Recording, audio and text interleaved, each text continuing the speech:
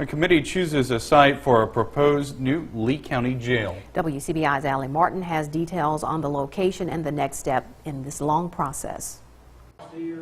During a brief presentation to the Lee County Board of Supervisors, Sheriff Jim Johnson said the site of the current jail at 510 North Commerce Street was the unanimous choice for many reasons. The logistics of it, the location of it, the price of it, the expansion of it later.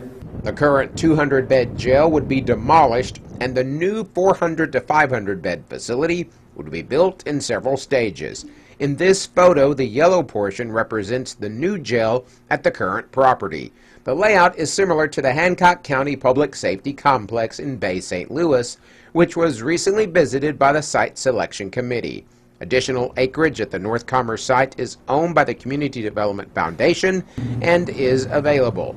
Also, the new facility would include Justice Court along with administrative offices. And using the North Commerce Street location means officials would not have to worry about what to do with the vacant correctional facility. If you did decide to tear down the facility that you're currently in and you built one that would meet the needs 25, 30, 40 years down the road, we showed this morning that that site could be chosen and you could completely tear down the old site and build it there. I'm not going to say that's what they're going to do. Supervisors took no action after the sheriff's presentation. Supervisor Billy Joe Holland made a motion to start with construction plans, but his motion failed. Board President Phil Morgan says there are a few details that need to be ironed out, and then there's the matter of cost, and if the issue will go before voters, or will supervisors okay the project without a referendum. We're not mandated to put it before the voters. I've stressed that. Of course, that's going to depend on, I guess, on the price tag. We don't have any idea.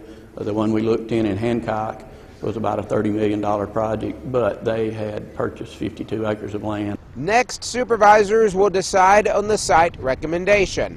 Then an architect would be hired to draw up plans for the facility, and supervisors and taxpayers would have a better idea of the possible cost.